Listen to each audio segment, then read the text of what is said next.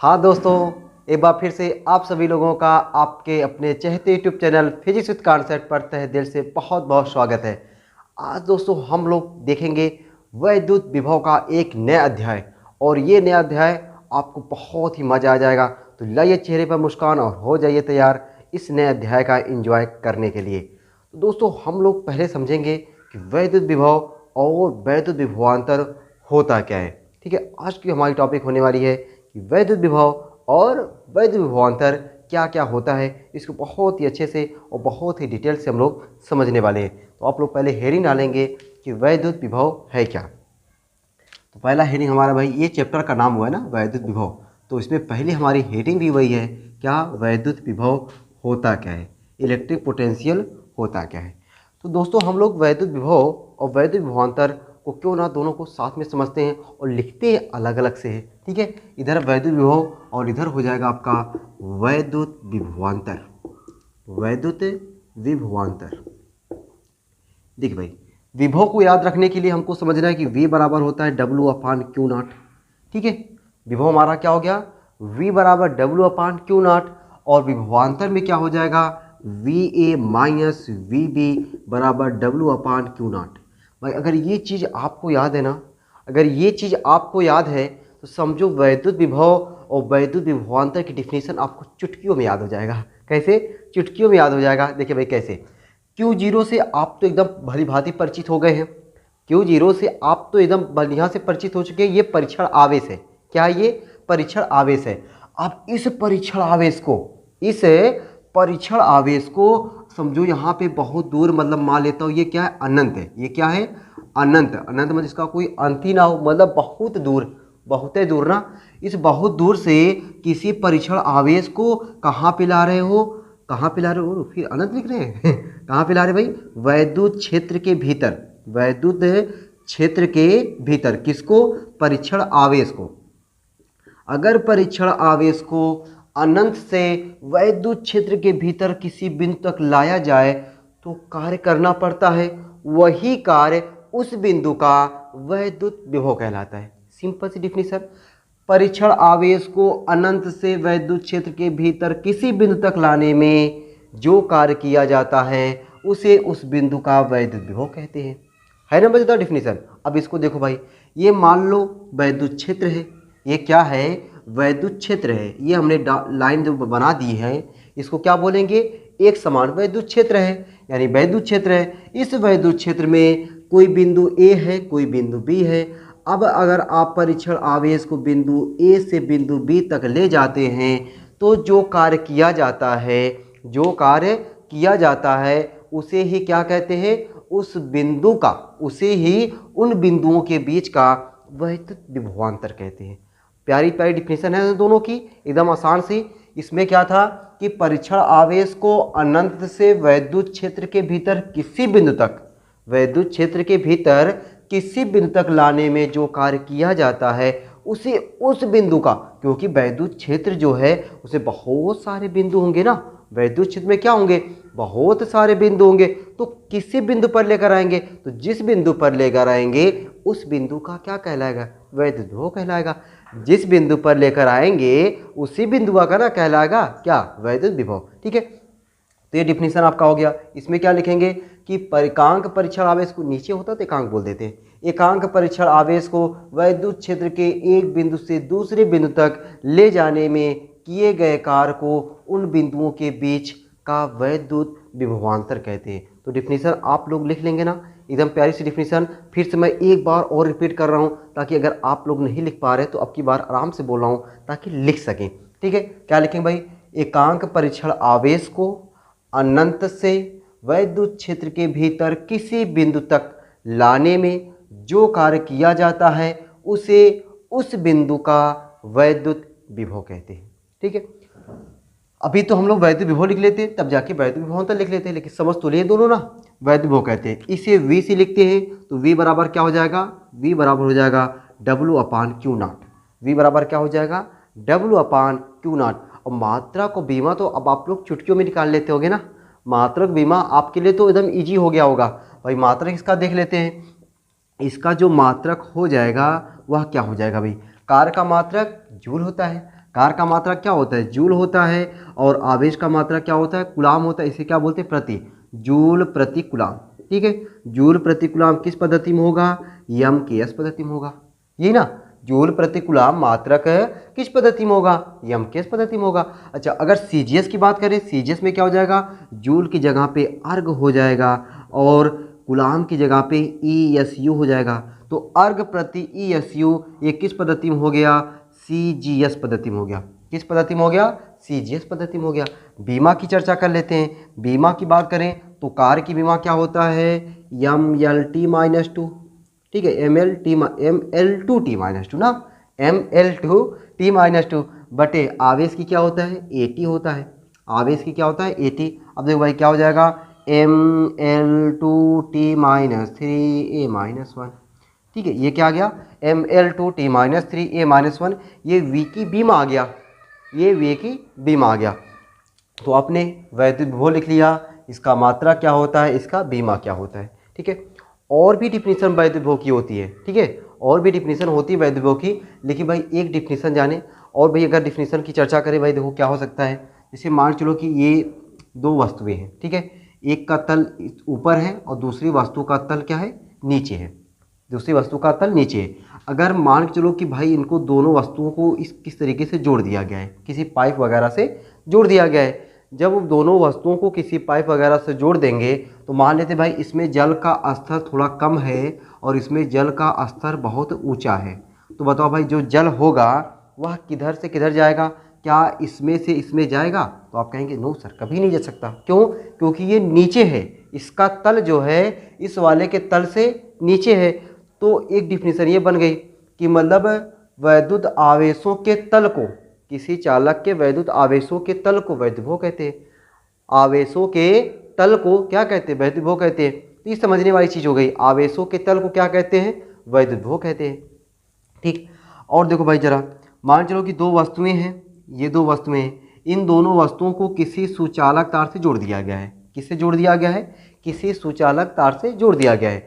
जब सुचालक तार से जोड़ देंगे तो जो आवेश होगा वह उच्च विभव से निम्न विभव की ओर, जो आवेश होगा वह आवेश उच्च विभव से निम्न विभव की ओर प्रवाहित होने लगता है। कौन? आवेश किस वस्तु से? उच्च विभव से निम्न विभव की ओर प्रवाहित होने लगता है। और ये तब तक प्रवाहित होता है जब तक कि दोनों वस्तुओं के विभव आपस में बराबर ना हो जाए। मतलब जब दो वस्तुओं को किसी सुचालक तार से जोड़ दिया जाता है तो आवेश जो होता है वह उच्च विभव से निम्न विभव की ओर तब तक प्रवाहित होता है जब तक कि दोनों वस्तुओं के विभव आपस में बराबर ना हो जाए। ठीक, ये चीज़ हो गई। तो हमने आपको क्या बता दिया? पहले विभव बताया, फिर ये समझने वाली डिफिनेशन बताया। ये हमने आपको बताया कि भाई जो आवेश होता है वह किस वस्तु से किस वस्तु में प्रवाहित होता है। ये जो विभव होता है ना, विभव चालक की वह अवस्था होती है, विभव किसी चालक की वह अवस्था होती है जो हमें आवेश के प्रवाह की दिशा को बताती है। भाई इसमें आवेश के प्रवाह की दिशा को बताई ना कि आवेश किस वस्तु से किस वस्तु में प्रवाहित होगा। ये कौन दर्शाता है? ये कौन बताता है? विभव बताता है। तो विभव किसी चालक की वह अवस्था है जो किसी चालक में आवेश की प्रवाह की दिशा को बताता है। ठीक, तो ये रहा विभव को समझने के लिए। अगर आपको लग रहा है कि भाई ये सब चीज़ें नोट करने लायक है तो आप लोग नोट कर सकते हैं, बाकी नहीं नोट करेंगे तब भी कोई दिक्कत नहीं है। बाकी मेन तो आपकी डिफिनीशन थी कि डिफिनीशन हुआ कैसे और इसका मात्रा क्या है, इसका बीमा क्या है। बाकी ये चीज़ हमने आपको समझने के लिए वैसे बता दिया है। अब आते हैं हम लोग वैद्युत विभवांतर की डिफिनीशन को समझते हैं। वैद्युत विभवांतर में हमने आपको बता दिया है, बस केवल लिखना है। लिखूंगे बताइए कैसे?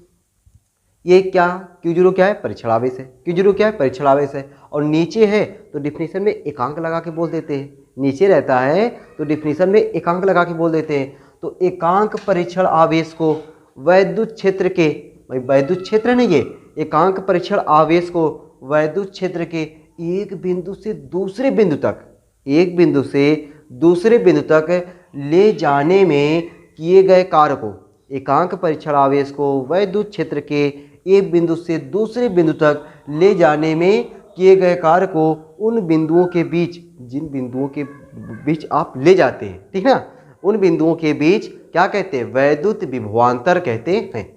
एकांक परीक्षण आवेश को वैद्युत क्षेत्र के एक बिंदु से दूसरे बिंदु तक ले जाने में किए गए कार्य को उन बिंदुओं के बीच वैद्युत विभवांतर कहते हैं। ठीक है, चाहे वैद्युत विभव हो या वैद्युत विभवांतर हो, दोनों का मात्रक वही है, क्या, जूल प्रति कूलाम या अर्ग प्रति ESU, दोनों की बीमा वही है mL2T-3A-1।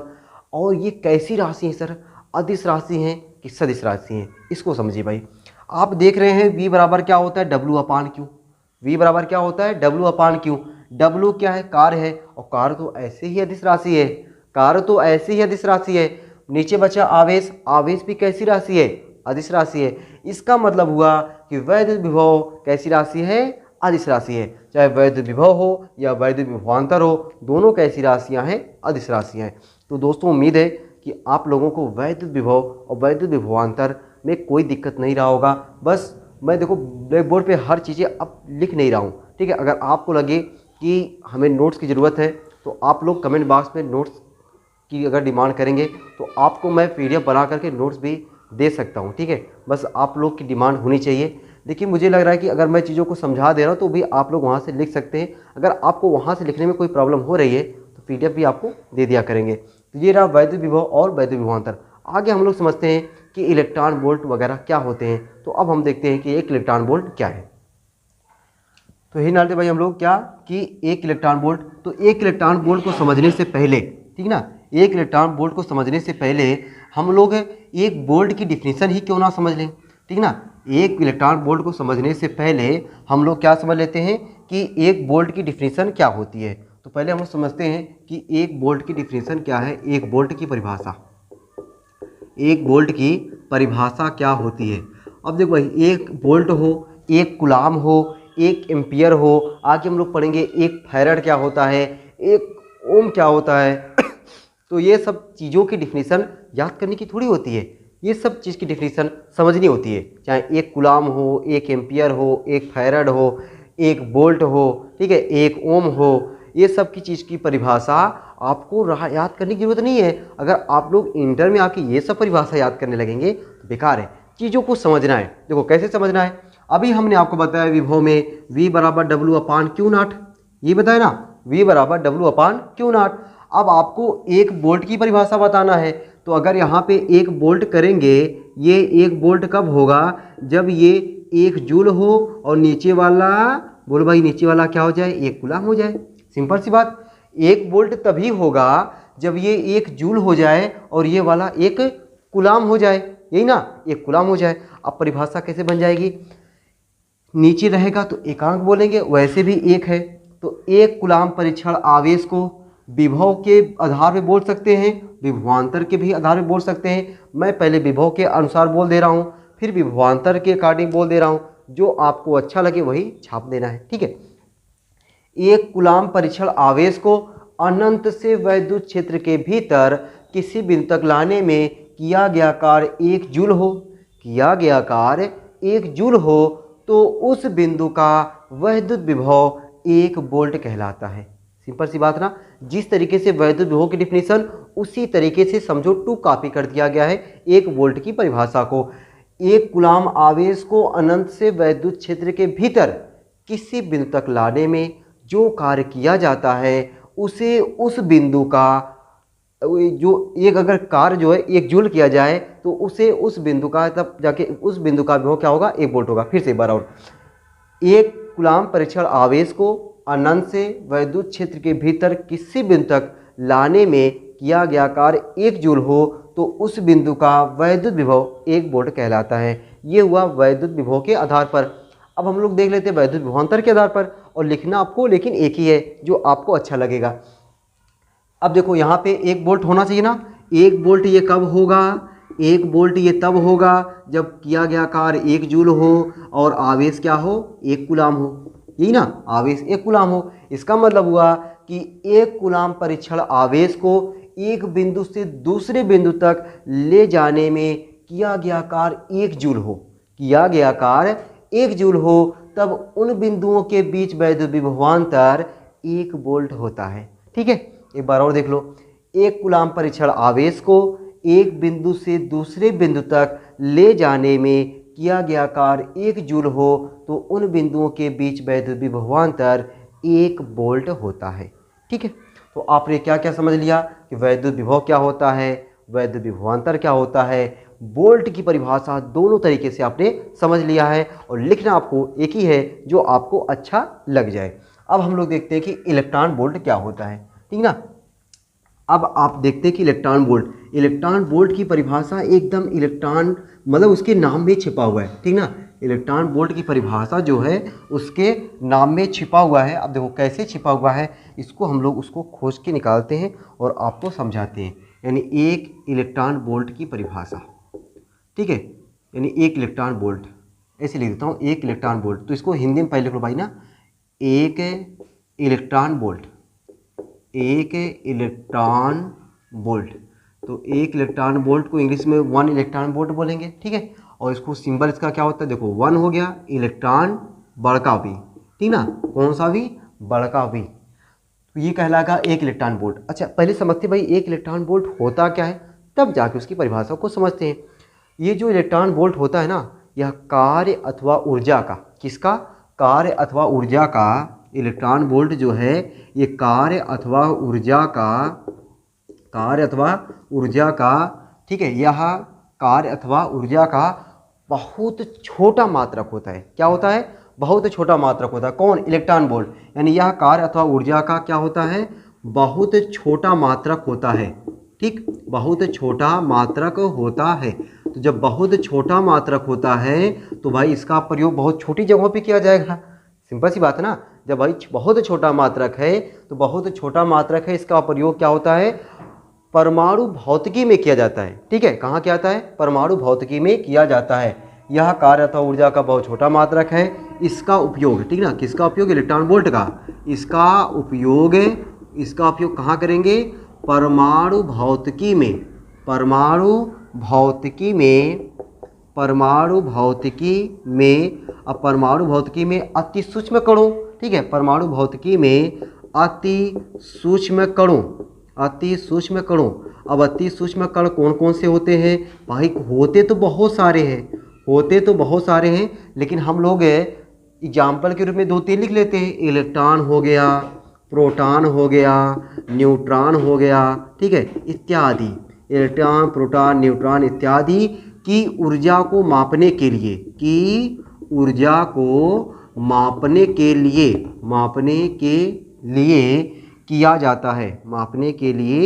किया जाता है।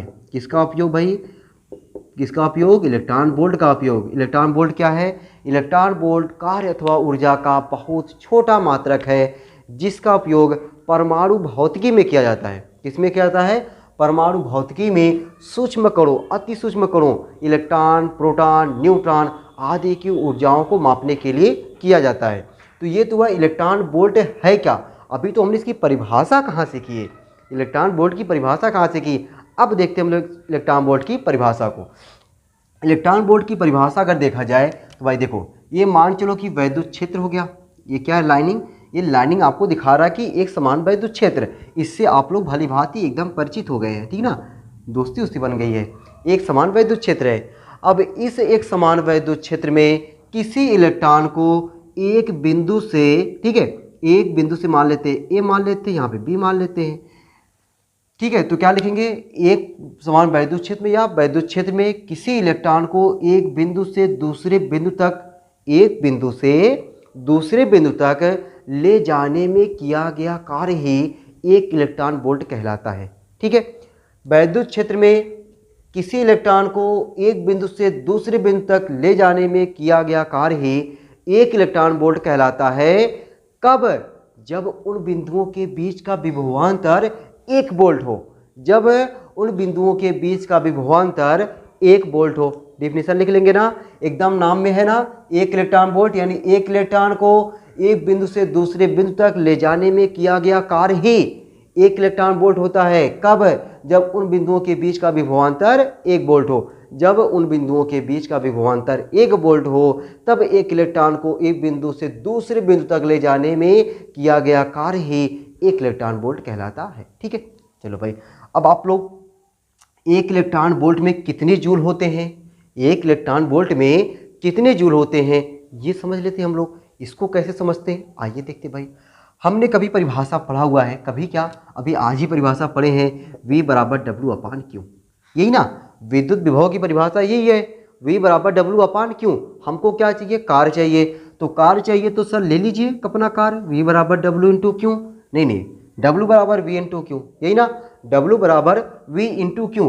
तो इलेक्ट्रॉन वोल्ट की परिभाषा में हमने देखा कि विभव का मान कितना होना चाहिए, 1 वोल्ट होना चाहिए, यही ना भाई। इलेक्ट्रॉन वोल्ट की परिभाषा में दोनों बिंदुओं के बीच का विभवांतर वाह कितना होना चाहिए, 1 ही वोल्ट होना चाहिए ना, तो 1 वोल्ट होना चाहिए, यानी V की जगह पे क्या होना चाहिए, 1 वोल्ट। और क्यों क्यों कौन सा आवेश है, इलेक्ट्रॉन है, इलेक्ट्रॉन को तो एक बिंदु से दूसरे बिंदु तक ले जा रहे हैं, तो क्यों की जगह पे हो जाएगा E। और E का मान तो सबको पता है, E का मान सबको पता है, E का मान कितना होता है, 1 गुणे E का मान 1.6 गुणे 10 घाते माइनस 19। और यही किया गया कार्य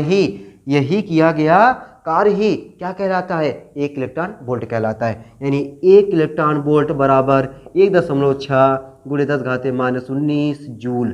ठीक है, तो ये बतिया आपको याद रहेगी ना कि 1 इलेक्ट्रॉन वोल्ट में कितने जूल होते हैं। तो जवाब क्या होना चाहिए आपका कि 1 इलेक्ट्रॉन वोल्ट में 1.6 गुणे 10 की घाते माइनस 19 जूल होना चाहिए। अगर अगर अगर अगर हम आपसे और पूछें कि 1 किलो इलेक्ट्रॉन वोल्ट कितना होगा, 1 मेगा इलेक्ट्रॉन वोल्ट कितना होगा, तो आप इसका जवाब दे लेंगे ना, दे लेंगे ना भाई। कैसे देंगे ये देखिए, किलो मतलब होता है 10 की घाते 3, किलो मतलब क्या होता है 10 की घाते 3, और इलेक्ट्रॉन वोल्ट मतलब होता है 1.6 गुणे 10 घाते माइनस 19। ठीक है, किलो मतलब क्या होता है 10 की घाते 3, तो यहाँ पे लिख दे 10 की घाते 3 गुणे 1.6 गुणे 10 घाते माइनस 19। ये देखो माइनस 19 ये प्लस 3, माइनस 19 प्लस 3 प्लस 16, नहीं माइनस 16, 1.6 गुणे 10 घाते माइनस 16 जूल। तो आपसे कोई पूछे कि 1 किलो इलेक्ट्रॉन वोल्ट किसके बराबर होता है, तो आपका जवाब रहेगा कि 1.6 गुणे 10 की घाते माइनस 16। 1 मेगा इलेक्ट्रॉन वोल्ट किसके हो जाएगा भाई, मेगा मतलब होता है 10 घाते 6, ठीक है 10 घाते 6, आगे 1.6 गुणे 10 की घाते माइनस 19, 19 में से 6 घटा दो 13, एकदम सही, 1.6 गुणे 10 की घाते माइनस 13 जूल। ठीक, तो ये रहा भाई पूरा आपका इलेक्ट्रॉन वोल्ट के बारे में कि एक इलेक्ट्रॉन को वैद्युत क्षेत्र के एक बिंदु से दूसरे बिंदु तक ले जाने में किया गया कार्य ही 1 वोल्ट कहलाता है। जब उन बिंदुओं के बीच का विभवांतर 1 वोल्ट होता है। 1 इलेक्ट्रॉन वोल्ट में कितने जूल होते हैं, 1.6 गुणे 10 घाते माइनस 19 जूल होते हैं। 1 किलो में इतना और 1 मेगा इलेक्ट्रॉन वोल्ट में इतना होते हैं। तो ये चीज़ आप लोग भाई अच्छे तरीके से सुव्यवस्थित तरीके से आप लोग नोट कर लें। ठीक है, अब आगे हम लोग समझते हैं, ठीक ना, कि कोई इलेक्ट्रॉन है यानी कोई आवेश है, उस आवेश को विभव देने पर किया गया कार्य और प्राप्त वेग कितना होता है। ठीक है, तो ये चीज़ आप लोग तो नोट कर लिए होंगे। ठीक है, अब हम लोग एक और हेडिंग को समझ लेते हैं, उसके बाद इस वीडियो का अंत करते हैं, फिर मिलेंगे तब आपको अगली वीडियो में। ठीक है ना, तो लेकिन एक टॉपिक और आपको इस वाली क्लास में बता दें, तो क्या भाई आप लोग हेडिंग डालेंगे कि किसी आवेश को विभव देने पर, ठीक ना, किसी आवेश को, हेडिंग इससे डालते हैं ना, किसी आवेश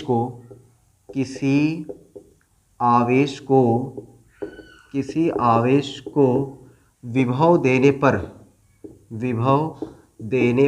क्या लिख रहे हैं सर, विभव देने पर प्राप्त कार्य एवं वेग। सिंपल सी बात है भाई, मतलब कोई चार्ज है यानी चार्ज आवेश है, क्यों है, उसको V वोल्ट दिया जाता है, तो आपको कार्य क्या होगा और वेग क्या होगा यही हमको समझ लेना है। तो मान लेते भाई कोई आवेश क्यों है, ठीक है, माना कोई आवेश क्यों, ठीक है, तो इसको थोड़ा लिख के बताएं, आपको ज़्यादा समझ में आएगा ना। माना किसी आवेश स्मॉल क्यू को, माना किसी आवेश स्मॉल क्यू को V विभव दिया जाता है। V विभव मतलब बड़का V है ना, छोटका V नहीं है, ये क्या है, बड़का V है ना। V विभव दिया जाता है भाई, जब V विभव पा जाता है तब V बराबर W अपान क्यू। भाई ये अभी प्यारी डिफिनेशन अभी ताज़ा बताए ना, V बराबर W अपान क्यू। ठीक है, तो यहाँ से हमें क्या चाहिए था, प्राप्त कार्य चाहिए था। प्राप्त कार्य W बराबर क्या हो जाएगा, वी क्यू। हो गया ना, प्राप्त कार्य V बराबर W बराबर वी क्यू। अरे सर ये भी कोई टॉपिक है? अरे भाई अगर आपको डायरेक्ट W पूछे तो ये वाला फार्मूला, वैसे भी तो आप पक्षांतर करके निकाल सकते थे, लेकिन आगे अभी है ना एक प्राप्त वेग एवं वेग क्या होगा इसके बारे में। अच्छा, अब देखो जब विभव V देंगे आवेश को, तो भाई आवेश गति करेगा, सिंपल सी बात है। विभव देने पर आवेश क्या करेगा, गति करेगा। तो मान लेते हैं कि विभव देने पर आवेश जो है V वेग से गतिमान हो जाता है। यदि मान ले क्या, यदि आवेश, ऐसे लिखे, माना आवेश V वेग से गतिमान हो, या लिखिए यदि आवेश V वेग से, ये देखो ये छोटका V है ना, ये छोटका V है, यदि आवेश V वेग से गतिमान हो तब, अगर हमारा आवेश V वेग से गतिमान हो जाए, भाई जब आवेश गतिमान हो जाएगा, यह जो कार्य है उसकी गतिज ऊर्जा में बदल जाएगा। मतलब यह जो कार्य है, यह कार्य उसके गतिज ऊर्जा के बराबर हो जाएगा। किसके? अरे ये जो आवेश है, आवेश को विभव दिया गया V, कैपिटल V, तो उसके द्वारा प्राप्त कार्य या किया गया कार्य क्या है, W बराबर V इंटू क्यू। लेकिन जब इसको वेग मिला तो वेग से इसका क्या बन गया, गतिज ऊर्जा। तो वह गतिज ऊर्जा किसके बराबर, ये जो प्राप्त कार्य है।